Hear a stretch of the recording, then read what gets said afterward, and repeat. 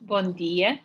É com muita alegria que a Associação de Professores de Matemática, da qual sou presidente, participa desde o início nesta iniciativa da Feira da Matemática, que habitualmente se realiza em Lisboa, e que desta vez tem esta vantagem, como dizia a Lucília antes, tem o inconveniente de não podermos estar próximos uns dos outros e não interagir de uma forma mais próxima, mas tem a vantagem de chegarmos mais longe. E por isso eu queria aproveitar para saudar todas as escolas e colegas presentes, desde a Escola Europeia de Bruxelas até à Escola Dr. Luís Maurílio da Silva Dantas, em Câmara de Lobos, passando pela Escola Daniel Sampaio, na Sobreda, a Escola de Idanha Nova. E não sei se já estão connosco, acho que ainda não, mas estavam inscritas, pode ser que entretanto cheguem, duas turmas da Escola António Damásio, dos Olivais, e uma turma das Caldas das Taipas, da Escola Secundária das Caldas das Taipas. Bem-vindos a todos. E quero agradecer muito todo o trabalho de organização que a Lucília fez em nome da APM nesta edição da Feira da Matemática, e agradecer ao Zé Paulo, ao professor Zé Paulo Viana, um professor aposentado, jubilado, com muito júbilo, um professor aposentado com muito júbilo, que continua a investir, a trabalhar e a contactar e a deslumbrar-nos com a matemática, e agradeço-lhe muito ter aceito este convite. Vai-se estrear também nesta maneira de comunicar diretamente à distância, e por isso vai correr tudo bem, mas qualquer problema técnico a gente tentará resolver. Zé Paulo, muito obrigada e vamos ouvir-te. Obrigado, Lourdes, pela simpatia. E obrigado, Lucília, pela organização e pela simpatia também. E é com prazer que estou aqui na Feira da Matemática mais uma vez. E desta vez com muito mais turmas, muito mais do que quando é ao vivo. Mas não é bem a mesma coisa, não é bem a mesma coisa. Infelizmente não é, porque eu gosto de ver a reação das pessoas e há uma e da interação entre mim e a assistência que as coisas correm melhor. Mas vamos a isto. Como eu não estou a ver a reação das pessoas, às vezes poderei ir depressa demais. Passam um sinal qualquer e eu abrando. E vamos falar de estatística e se poderemos acreditar na estatística. Eu gosto muito de estatística, portanto, se calhar sou um bocadinho suspeito, mas vamos a isto e ver algumas questões relacionadas com a estatística. E para... um segundo...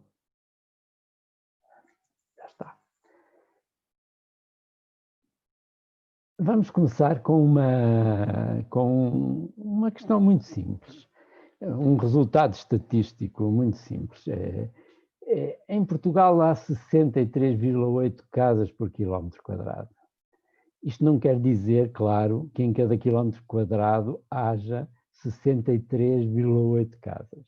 Há quilómetros quadrados que não têm casa nenhuma e há outros, como aqui a Ribeira, que está aqui na fotografia, no Porto, que tem centenas de casas por quilómetro quadrado. Mas isto dá-nos uma ideia global do que acontece em Portugal. Ficamos com uma ideia global. Não sabemos o que é que acontece localmente, mas sabemos globalmente. E vamos aproveitar já este tipo de dado para vos propor uma questão. No Vaticano, quantos papas há por quilómetro quadrado? Eu não sei se estão se as imagens estão a tapar um bocadinho a... Está-se a ver o ecrã completo? Não, está-se a ver perfeitamente. Peço desculpa. Eu aqui é que... Ok. Então, pensem um bocadinho. Façam uma estimativa. Quantos papas há por quilómetro quadrado no Vaticano? Claro, há lá um papa, mas quantos há por quilómetro quadrado? Já têm um número na cabeça? Então, vamos ver. O resultado é 2,5 papas por quilómetro quadrado. 2 papas e meio por quilómetro quadrado. É se calhar surpreendente. Como é que isso pode ser? Mas é fácil. Há um papa, o Vaticano tem 0,4 quilómetros quadrados e, portanto, são 2 papas e meio por quilómetro quadrado. Ora bem, temos aqui um resultado que é verdadeiro, mas imaginem que estamos num país onde não há muitos católicos, ou quase não há católicos, num país muçulmano, por exemplo. Estamos lá a conversar com uma pessoa e dizemos, olha, no Vaticano há 2 papas e meio por quilómetro quadrado. E a reação dessa pessoa é dizer, o quê? Tantos papas? E porquê? Porque a pessoa não está dentro da situação. E um dos problemas dos resultados estatísticos é que o resultado pode ser verdadeiro, como este, e transmitir uma ideia falsa a quem recebe a informação. Portanto, sempre que nos é dado um resultado estatístico, é conveniente tentar perceber a situação e interpretar este resultado, porque senão podemos ser enganados. E, infelizmente, às vezes por ignorância de quem transmite, outras vezes de propósito, e os economistas e os políticos fazem isso muitas vezes, não mentem, dizem a verdade, mas transmitem ideias que estão falsas. Ora bom, quando estava a preparar esta sessão, fui à procura de fotografias para o slide ficar com melhor aspecto, fui buscar estas fotografias do Porto e do Papa. Quando pedi no Google fotografias do Papa, a maioria eram do Papa Francisco, claro, como era de esperar, mas apareceu-me uma fotografia que eu tenho de partilhar convosco. O título da fotografia é O Futuro Papa e a fotografia é esta. Eu gosto desta fotografia. Ora bom, mas agora vamos ver então como é que a estatística e a matemática, mas sobretudo os exemplos que vamos ver aqui, usam quase todos muita estatística. Vamos ver como é que ela é usada. Aqui há tempos apareceu nos jornais, na televisão e na internet uma notícia que dizia que o álcool pode aumentar a expectativa de vida, segundo esta pesquisa. Isto aparecia neste site, isto é a imagem do site de Saúde e Ciência, e tinha esta notícia. Isto é um pouco surpreendente, porque nós estamos habituados a ouvir dizer que o álcool, quanto mais se consome, pior faz à saúde. Mas, então, o que temos que fazer é investigar. Vamos ver se realmente isto é verdade. Será que o álcool aumenta a expectativa de vida? Como vivemos nos tempos em que o acesso à informação é muitíssimo fácil, quando eu tinha a vossa idade, quando andava a estudar, o acesso à informação era mesmo muito difícil. Mas atualmente quase tudo está disponível, é fácil encontrar dados estatísticos e, portanto, vamos ver se realmente isto é verdade. E o que se pode fazer é ir à internet ver o consumo de álcool nos vários países do mundo, o consumo de álcool per capita por pessoa durante um ano e os países são muitos, aqui estão só recolhidos os dados de 18 países. E qual foi o critério? porque fazer para os 190 países dá muito trabalho, porque as informações não estão organizadas. Estão normalmente organizadas por ordem decrescente, e então o que se resolveu fazer foi pôr aqui, na Coreia do Sul é o país com maior esperança de vida, e depois ir de 10 em 10. Portugal é o 11º, Estados Unidos o 21º, por aí adiante. Aqui é a esperança de vida, em Portugal 81,1 anos de esperança de vida à nascença, e aqui o consumo de álcool. A Coreia do Sul é o país onde mais álcool se consome.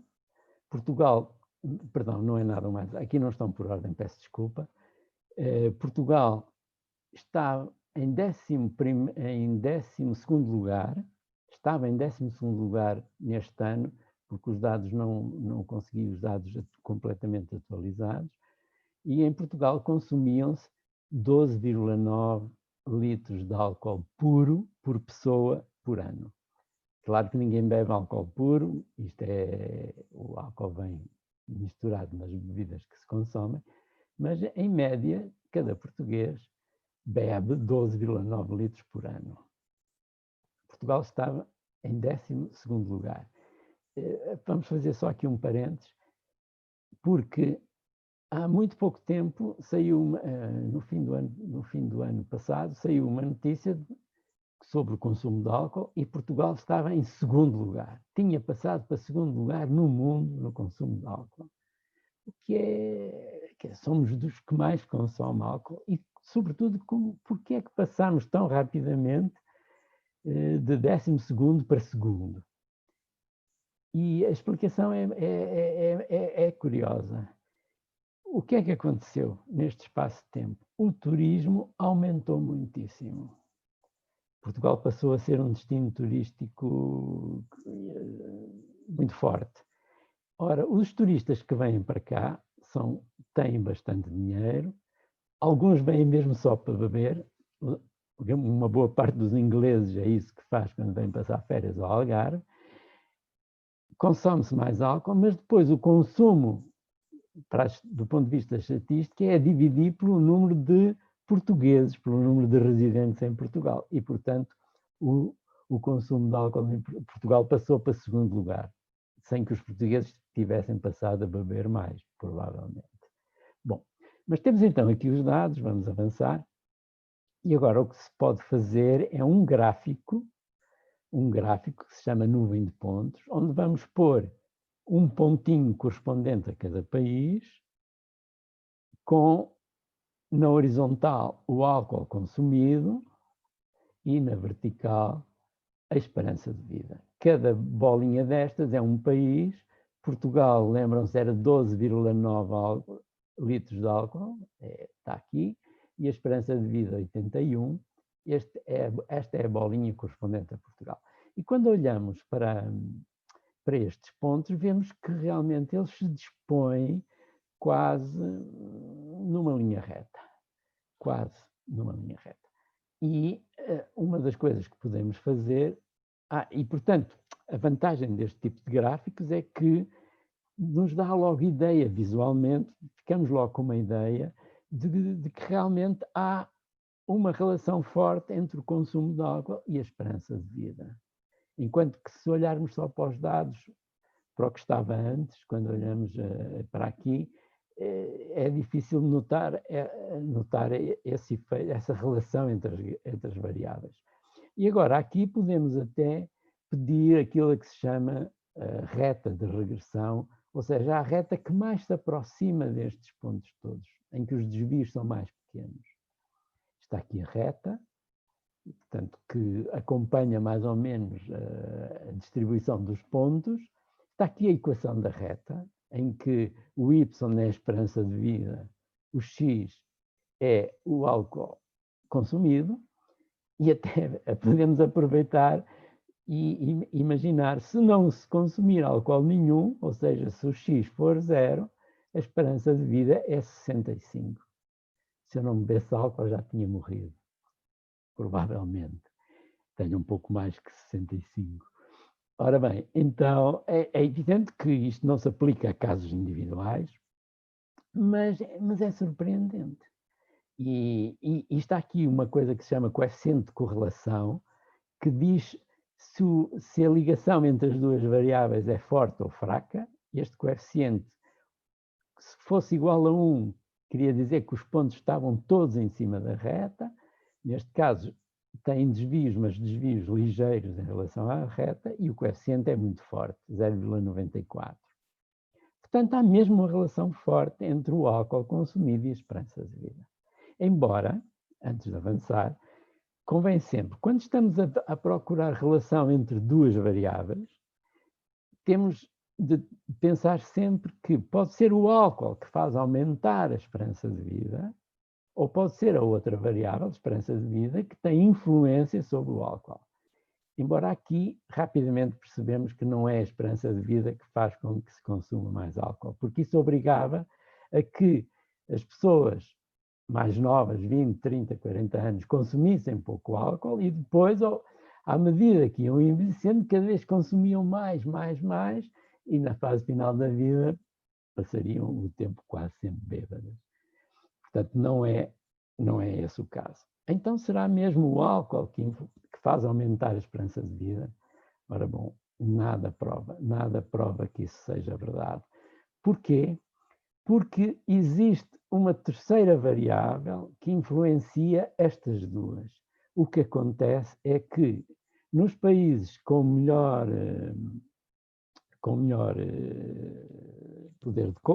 poder de compra, com melhores condições de vida, nos países mais ricos, digamos assim, mais desenvolvidos, os cuidados de saúde são melhores, o sistema de saúde funciona bem, as pessoas vivem em melhores condições,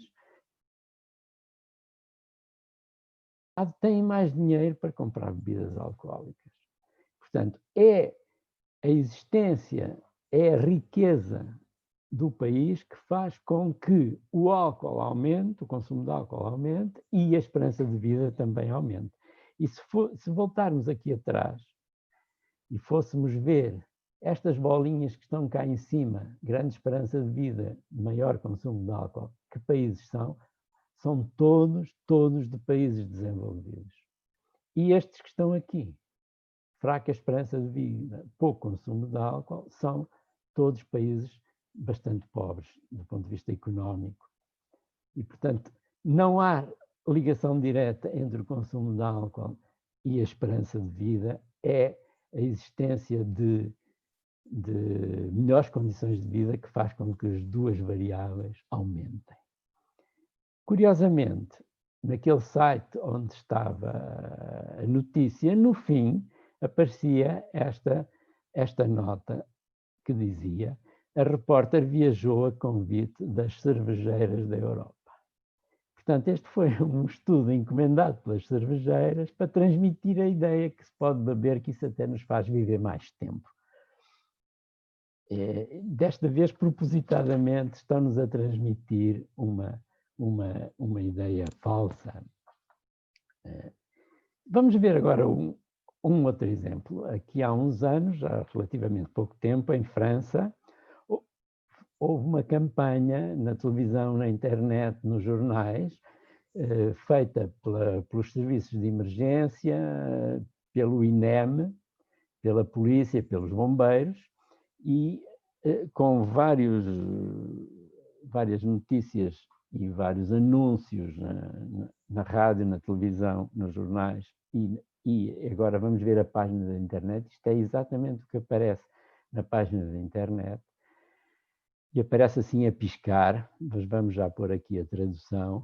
Na autoestrada, a esperança de vida de um peão é de 15 a 20 minutos. Ok, nós sabemos que estar a pé numa autoestrada é muito perigoso e que nos arriscamos a ser atropelados e a morrer, mas vamos refletir um bocado sobre este resultado. Como é que isto foi obtido? Como é que se obtiveram estes números? Ora bom, a única hipótese foram analisados os casos em que a pessoa morreu. Houve um inquérito, uma investigação, e descobriu-se que chegou-se à conclusão porque é que a pessoa andava a pé e quanto tempo lá tinha estado, e chegaram a este valor. Ora bem, mas este estudo tem uma metodologia completamente errada, porque só estão a analisar as pessoas que morreram. Ora, houve muitas outras pessoas que andaram a pé na autoestrada, estiveram por lá, não morreram, não entraram para este estudo. Portanto, é de esperar que a esperança de vida de um peão na autoestrada seja bastante superior, felizmente, a este número que aqui está. Isto é feito com boas intenções, mas a metodologia utilizada está completamente errada. Vamos avançar, vamos ver outra. Agora há uma ideia mais ou menos generalizada de que quando começamos a beber, à medida que vamos bebendo, começamos a achar mais atraentes algumas pessoas que estão à nossa volta. Portanto, é uma ideia. O álcool faz achar as outras pessoas mais atraentes, ou pelo menos algumas das outras pessoas mais atraentes. Ora bem, uns investigadores da Universidade de Manchester, na Inglaterra, resolveram mesmo fazer um estudo sobre isto, a ver se isto era verdade, que quanto mais se bebia, mais atraentes começávamos a achar algumas das pessoas da sala.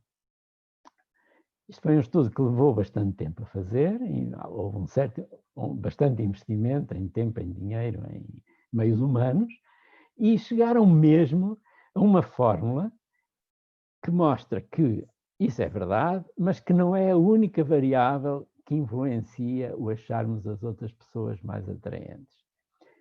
Há mesmo 5 variáveis aqui e encontraram uma fórmula em que este beta é o índice de atração, quando olhamos para uma pessoa, e que depende destas 5 variáveis.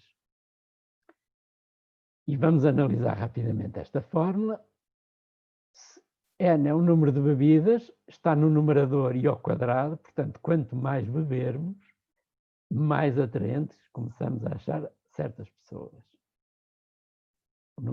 Depois a distância. Quanto maior for a distância, mais achamos atraentes. As pessoas mais perto, a influência da bebida não é grande.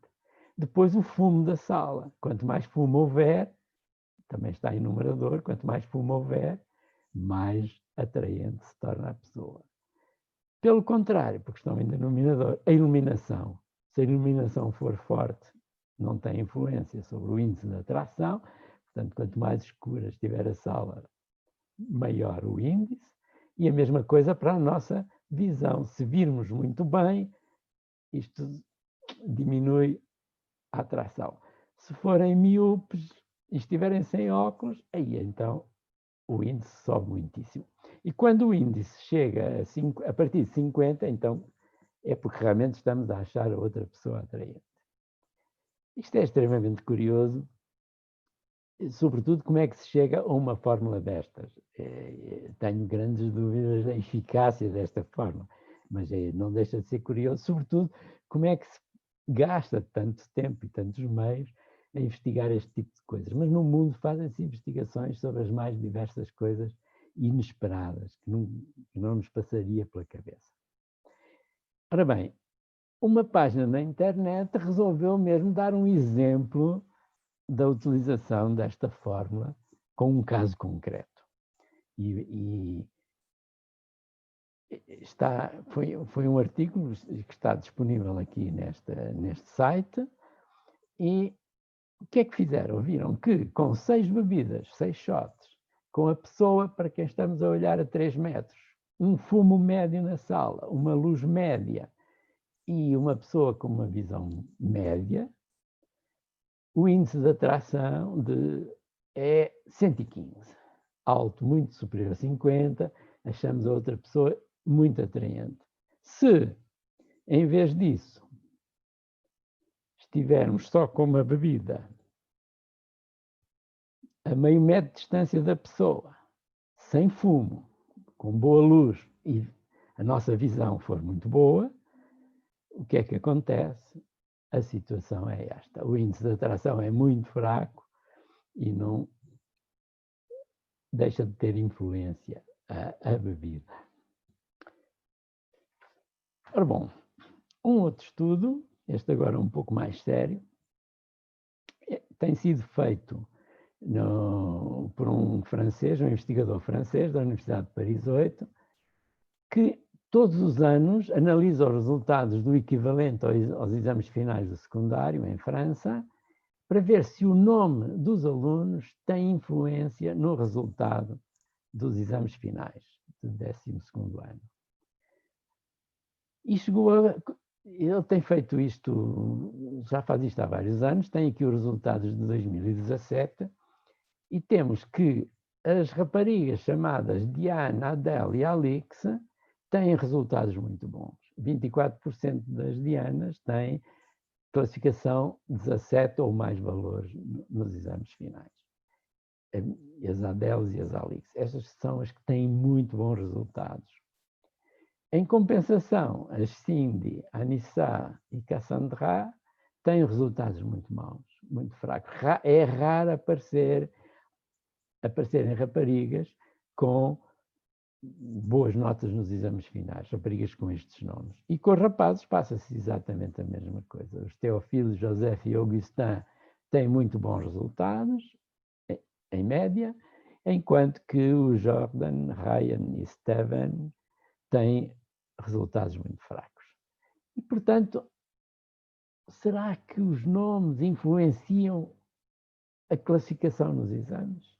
Ora bem, novamente aqui, temos de pensar também, pode ser ao contrário, será que é a classificação dos exames que faz com que as pessoas tenham certos nomes?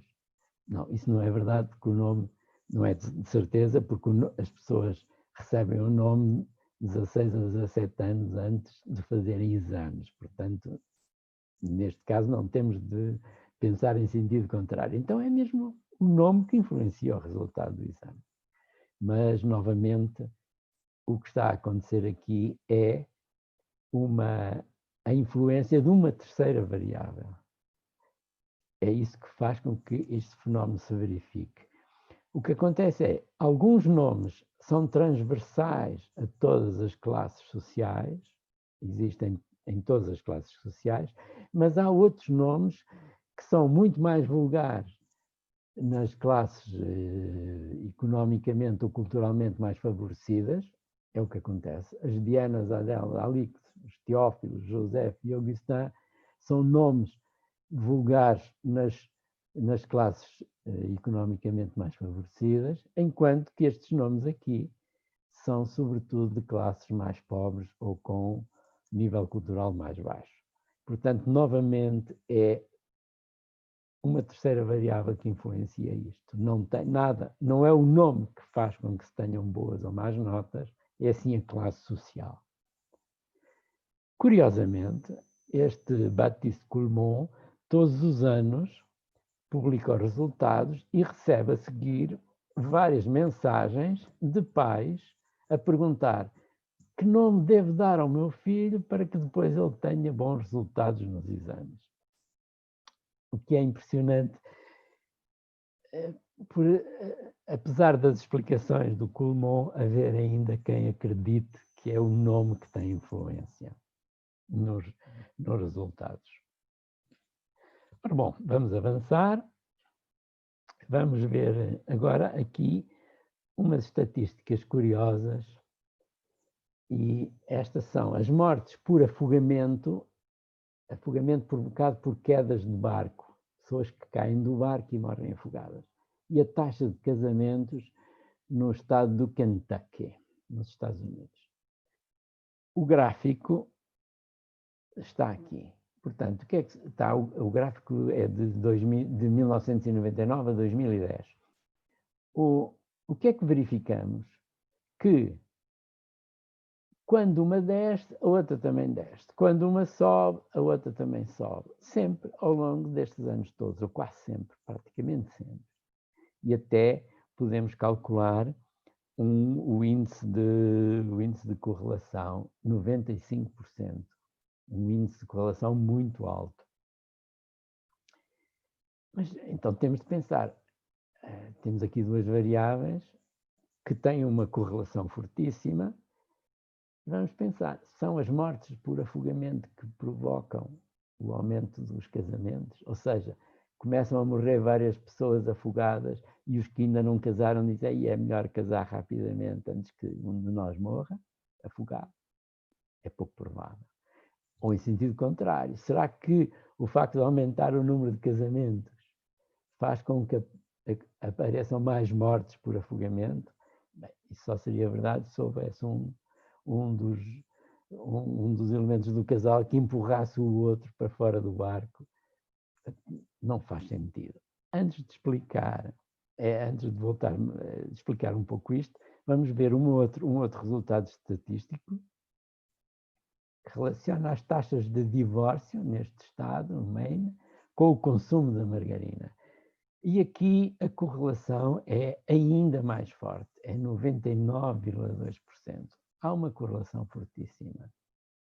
E novamente podemos pensar, são os divórcios que fazem com que a seguir os divorciados consumam mais margarina? Ou o contrário, consome-se muita margarina e isso leva ao divórcio dos casais? Ora bem, não conseguimos encontrar uma explicação lógica para isto. Ora, o que é que esta empresa fez?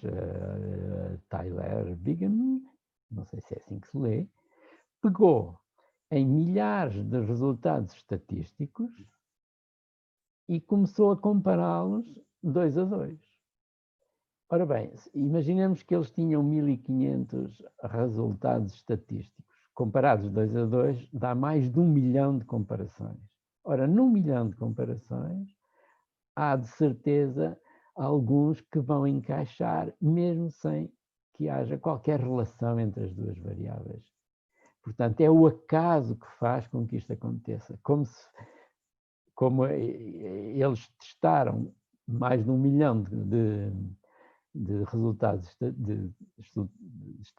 fizeram mais de 1 milhão de comparações, encontraram vários. Aliás, neste site estão lá vários, eu escolhi estes 2, mas estão lá vários outros também surpreendentes e que acontecem simplesmente por acaso. Portanto, se quiséssemos fazer uma investigação mais séria sobre isto, o que tínhamos a fazer agora, para ver se realmente há relação entre os divórcios e o consumo da margarina, era prolongar esta investigação no tempo, porque provavelmente a seguir isto vai divergir. E se repararem, neste caso aqui, eles vão de 2000 a 2009 e na anterior iam de 1999 a 2010, ou seja, se calhar eles também ajustaram o espaço temporal de análise para estas duas variáveis, para encontrar estes exemplos que nos chamam a atenção que temos de ter algum cuidado quando às vezes encontramos correlação entre variáveis e não conseguimos arranjar explicação. Ora bom, vamos agora ver este exemplo de mortalidade infantil. O jornal A Voz de Beja um dia tinha esta notícia: crise, mortalidade infantil no concelho cresce 50% no último ano. É um resultado perturbador, um aumento tão grande da mortalidade infantil, 50%. No entanto, se formos ver os dados, temos este aumento. Em 2018 eram 2, morreram 2 crianças, em 2019, 3. Realmente, o aumento é de 50%, passa de 2 para 3. É um aumento enorme, mas não tem qualquer significado. Porquê? Porque são valores muito pequenos que estão aqui, que serviram de base. O 2 é normal que de um ano para o outro o número não seja exatamente igual. E pode aumentar 1, diminuir 1, isso não tem qualquer significado. A notícia é verdadeira, o aumento é 50%, mas não tem qualquer sentido. Claro que se, em vez de ser num concelho, fosse numa zona com muito mais população, e em vez de 2 óbitos houvesse 200 e no ano seguinte 300, aí sim a situação era muito preocupante. Aqui não. Tenho de fazer aqui uma pequena explicação. Esta notícia não é verdadeira. Este jornal não existe. Há 2 jornais em Beja, mas nenhum com este nome. E pus só este exemplo para chamar a atenção de que, mais uma vez, um resultado pode ser verdadeiro e transmitir ideias completamente falsas. E agora vamos passar para um problema importantíssimo. Um problema importantíssimo. Qual destes 2 jogadores, o Cristiano Ronaldo ou o Messi, é o melhor nos penaltis? Ora bom, vamos analisar uns dados durante uma época futebolística. Na primeira parte da época, o que estão aqui os resultados dos penaltis executados por cada um. O Cristiano Ronaldo foi chamado a marcar 5, converteu 4, portanto, a sua taxa de eficácia é 80%. O Messi foi chamado a marcar 24, converteu 18, 75% de eficácia. Logo, na primeira volta, o Ronaldo foi melhor, 80% contra 75%. Na segunda parte do campeonato, o Cristiano teve de marcar 25, converteu 15, taxa de eficácia 60%. O Messi, dos 6 que marcou, só converteu 3, 50%. Novamente, o Ronaldo foi melhor. Portanto, o que é que se pode concluir de qual foi o melhor durante o campeonato todo, na época toda? O Cristiano Ronaldo foi melhor na primeira parte, foi melhor na segunda, portanto foi o melhor do ano. Mas vamos juntar os resultados para confirmar. E o que é que temos aqui? O Cristiano marcou 5 mais 25 dá 30, converteu 4 mais 15 dá 19, o que dá 63% de eficácia. Já o Messi marcou 24 mais 6 dá 30, converteu 18 mais 3 dá 21, eficácia 70%. Mas como é que é possível? Então o Ronaldo foi melhor na primeira volta, foi melhor na segunda e depois não é o melhor nesse ano? Ora bom, este resultado, isto está certo, tem até um nome, é o paradoxo de Simpson. Porquê é que isto acontece? Pode acontecer, e estes dados são inventados, mas já houve várias situações ao longo da história em que isto aconteceu. Uma das mais famosas, ou porque foi talvez a primeira em que isso foi notado, foi no campeonato na NBA, no campeonato de basquetebol dos Estados Unidos. O melhor marcador de 3 pontos na pré-época foi um jogador, na época foi o mesmo jogador, mas quando se juntou para o ano todo, era outro jogador o melhor. Antes de analisarmos um bocadinho isto, vamos ver um outro exemplo. Imaginem uma doença rara, e para tratamento dessa doença só existem 2 medicamentos relativamente recentes e que estão aqui os resultados dos testes efetuados com esse medicamento. Nos homens, o medicamento A tem uma taxa de eficácia de 80% e o B só 75%. Nas mulheres, 60-50%, portanto, o medicamento A também é melhor, mas quando juntamos a população toda testada, o medicamento B é o melhor. Globalmente é o B melhor. Os números são iguais aos do Messi e do Ronaldo. E podemos até imaginar a seguinte situação, que somos médicos, que nos aparece um doente, uma pessoa com esta doença, nós não somos especialistas na doença, mandamos uma mensagem ao especialista que sabemos que existe, a perguntar, olha, tenho uma pessoa com a doença tal, que remédio lhe devo dar, que medicamento devo dar, o A ou o B? E a resposta do especialista é assim: se for homem, dá-lhe o A. Se for mulher, dá-lhe o A. Se não souberes de que sexo ele é, dá-lhe o B. Oh, porquê é que isto acontece? Agora vamos falar um pouco mais seriamente. Porquê é que isto acontece?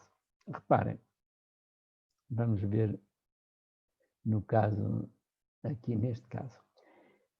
Nos homens, houve poucos testes com o medicamento A, com bons resultados, e muitos testes e nas mulheres,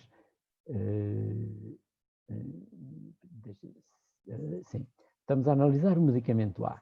Nos homens, o A teve 80%, nas mulheres 60%, e, portanto, este medicamento A, a média, quando juntamos as duas populações, vai estar entre 60 e 80. Mas como há muito mais experiências perto com o grau de 60% de eficácia, a média vai dar muito mais perto de 60 do que de 80, dá 63. Para o medicamento B, muitas experiências com homens, com resultado de 75%, poucas com mulheres, com resultados de 50%, e, portanto, quando juntamos tudo, a média vai estar entre 50 e 75, mas, como há muitos mais casos aqui, mais perto do 75, cá está. E, portanto, é por isso que se dá esta troca, esta inversão de um caso para o outro. O que é que se deveria fazer neste caso? Prolongar os testes com estes medicamentos, testando agora mais vezes o medicamento A nos homens, porque há poucos testes nos homens, e mais vezes o medicamento B nas mulheres, porque há poucos testes feitos com mulheres para este medicamento. Bom, agora avancemos. A Venezuela tem aparecido bastante nas notícias por causa da crise que se vive lá, embora uma boa parte das notícias são um pouco tendenciosas, infelizmente, por questões que não têm nada a ver com os venezuelanos, mas indubitavelmente há uma grande crise na Venezuela, e outro dia o Jornal Público, que é o jornal que eu costumo ler, trazia 2 páginas de análise sobre a Venezuela, e essa notícia trazia 2 caixas a chamar a atenção, que vamos ver aqui. A primeira dizia que 155% foi a taxa de inflação registada no verão do ano passado. Isto dito assim, a gente diz, está bem, é 150. Quando temos uma percentagem, vamos só recapitular, quando temos uma percentagem, é um valor em relação a um outro valor base, que é o valor 100. A taxa de inflação quer dizer que passou do valor 100 para o valor 155, por exemplo. Subiu. Mas para isto ter significado, para isto ter transmitir informação credível, correta, é preciso saber qual foi o valor base. Porque é completamente diferente.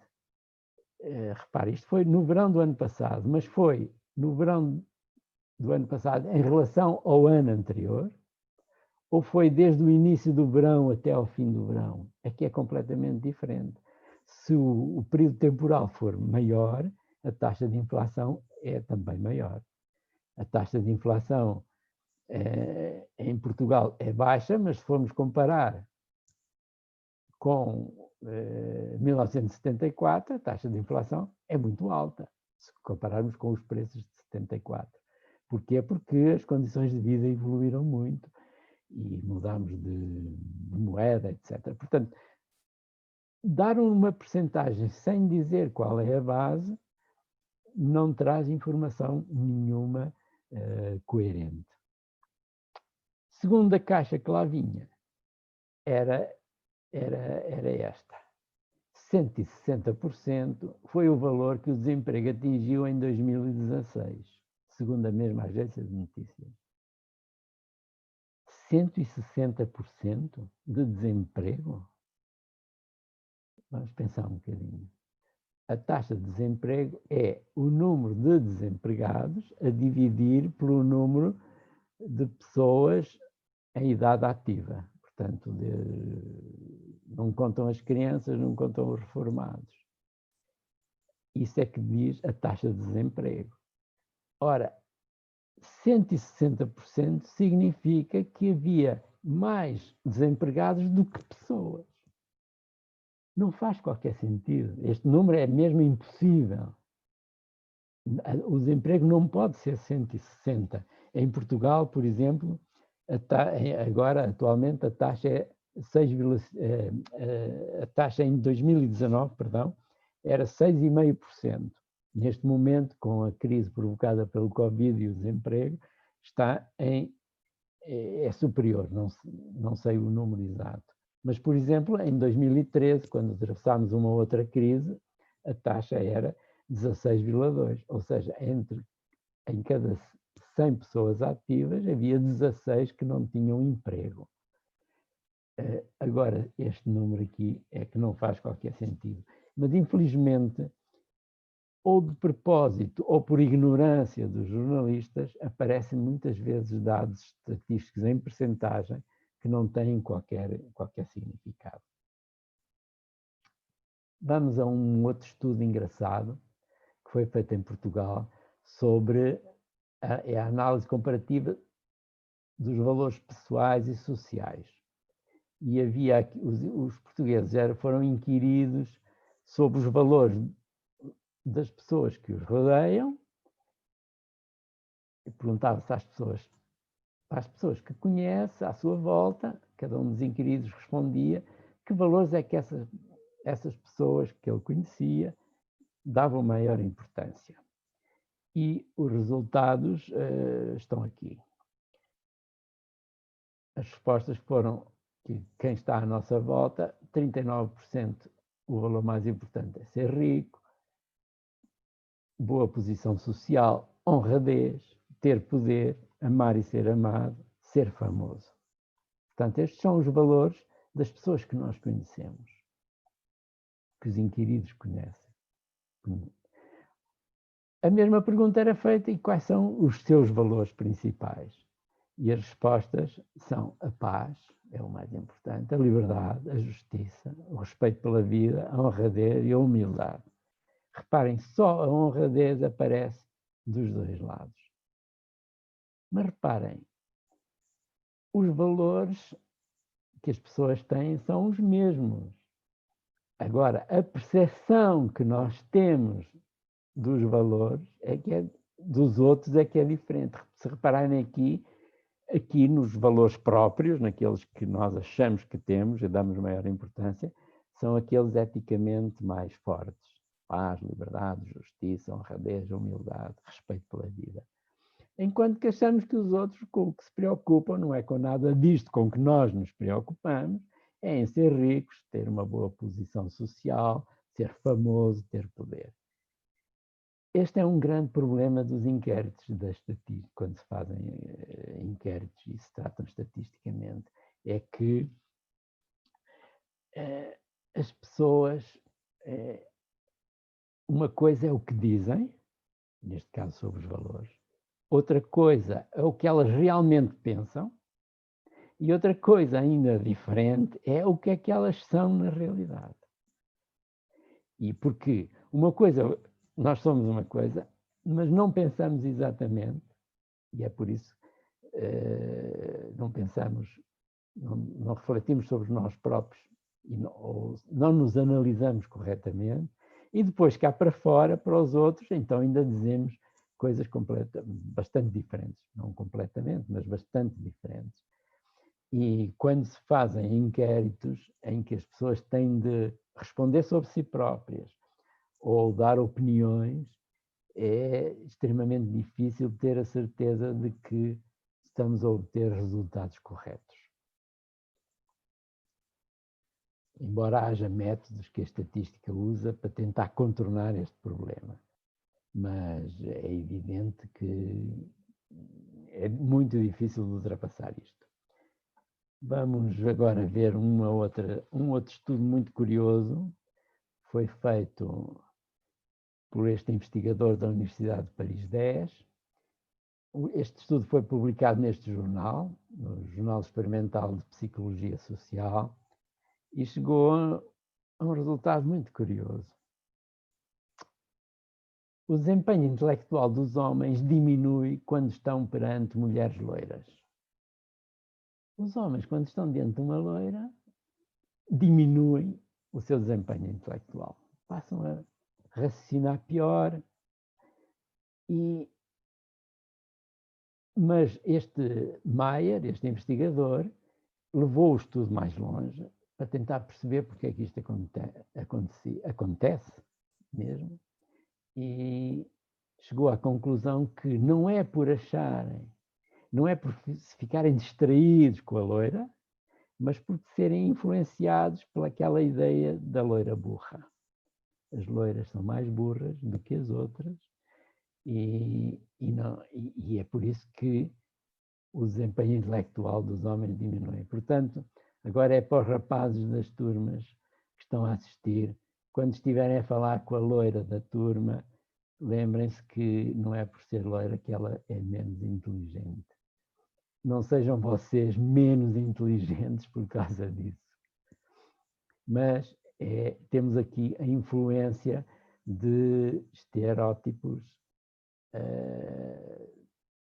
que estão muito presentes na nossa sociedade e este é um deles, infelizmente. Ora bom, quando eu era professor e dava estatística, pedia aos meus alunos, tinham de fazer uns trabalhos estatísticos em que faziam uns inquéritos, faziam o tratamento dos resultados obtidos e tinham de apresentar conclusões. E um dos exemplos que nunca mais esqueci foi uma turma onde uma das perguntas que faziam era quantos filmes é que a pessoa tinha visto na semana anterior, filmes no cinema ou na televisão, e a média do número de filmes vistos na semana anterior deu 0,73. E nas conclusões puseram esta, que eu gosto muitíssimo. Conclusão, em média as pessoas não viram o filme do princípio até ao fim. Eu gosto muito desta conclusão, mas é uma falha minha, eu não consegui transmitir esta questão tão importante de que nas conclusões tem de ter muito cuidado com o que é que se pode tirar do número obtido. E evidentemente que esta conclusão está completamente errada. Mais ainda, que tem a ver com probabilidades estatísticas, mas antes disso, todos os anos são atribuídos os prémios Nobel.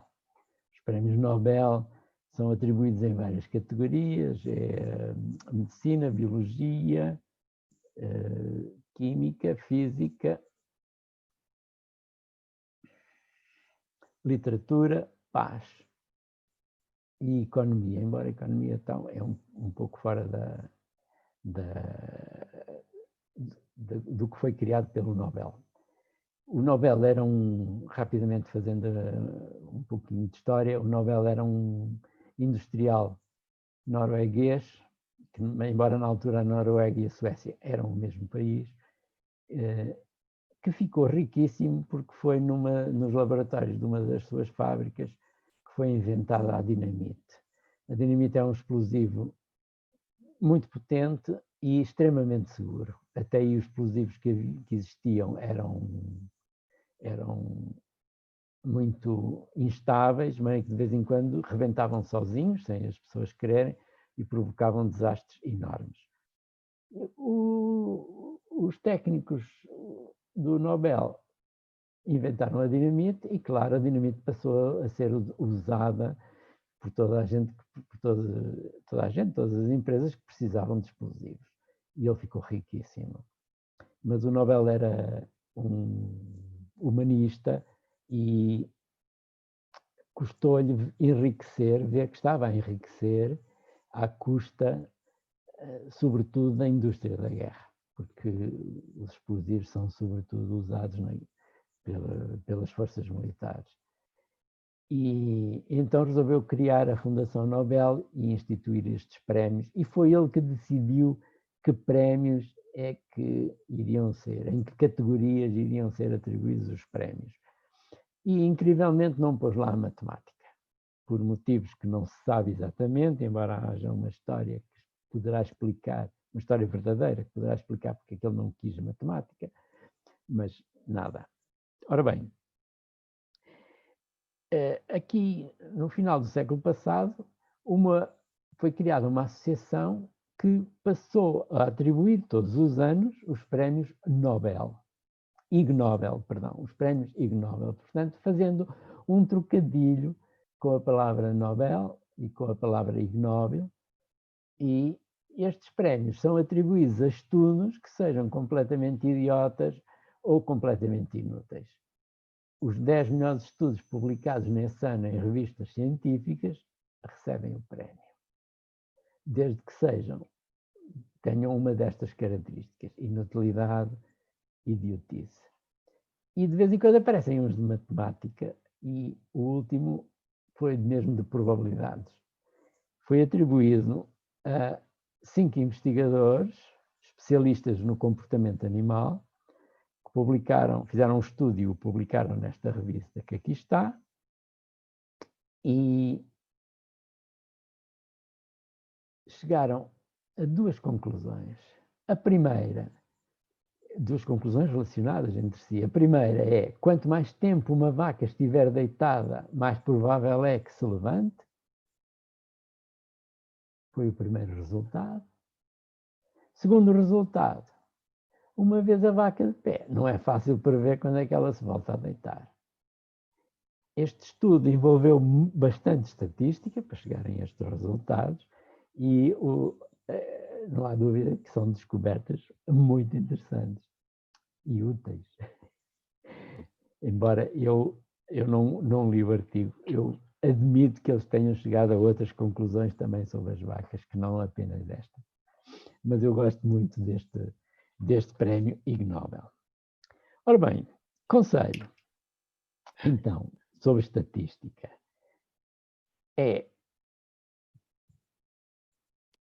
como diz o William Watt, não aceitar o que nos dizem as estatísticas antes de refletir cuidadosamente sobre o que elas não dizem. Portanto, um resultado estatístico esconde também muita coisa. Temos de estar atentos. E para resumir a nossa sessão de hoje, o título, lembram-se, é: podemos acreditar na estatística? A resposta é: claro que sim. Claro que sim. A estatística é talvez a ciência, talvez a parte da matemática mais útil na sociedade. É a mais usada, de longe, é a mais usada e é extremamente útil. Portanto, podemos acreditar na estatística. O que temos é de ter muito cuidado com os resultados que se obtêm e ver se o método foi correto, analisar os resultados e também muito cuidado com quem divulga os resultados. Temos de estar sempre atentos para não sermos enganados. E muito obrigado por me terem aturado estes minutos, que não sei se foram muitos ou poucos. Obrigada, Zé Paulo. Nada. Foi uma horinha. Já houve 2 turmas que tiveram que ausentar-se porque iam ter uma aula a seguir. Imagino que as outras turmas também devem estar a terminar a sua aula. De qualquer maneira, se houver alguém que queira fazer alguma pergunta ou algum comentário, podem fazê-lo no bate-papo e nós divulgamos, ou então ligar o som, pedir a palavra, ligar o som e falar.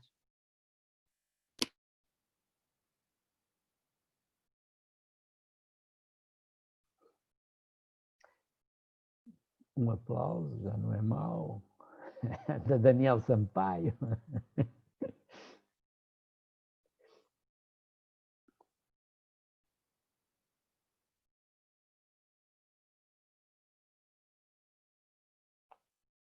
Gisela, Anabela.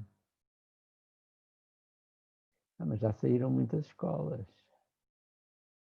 Sim, já saíram algumas escolas. Bruxelas. A Paula Gomes, que nos acompanha de Bruxelas, também enviou-nos para o bate-papo uma fotografia da sua turma em Bruxelas, muito simpática. Ali não deve ser difícil os rapazes serem influenciados por uma loira. Não sei se viram a fotografia, mas Não é uma vi. turma de rapazes, praticamente. E os alunos de Bruxelas são também de partida. Pronto, muito obrigada. Obrigada a todos, obrigada sobretudo aos alunos que nos acompanharam, aos seus professores e obrigada, Zé Paulo, por Nada. mais esta Pronto. Foi bom. preciosa colaboração e entusiasta participação nesta feira. Obrigada. Obrigado eu por Obrigada. me terem dado esta oportunidade. A gravação, Vai, tudo bom. Vou sim, parar a a gravação vai gravação. ficar disponível. A gravação vai ficar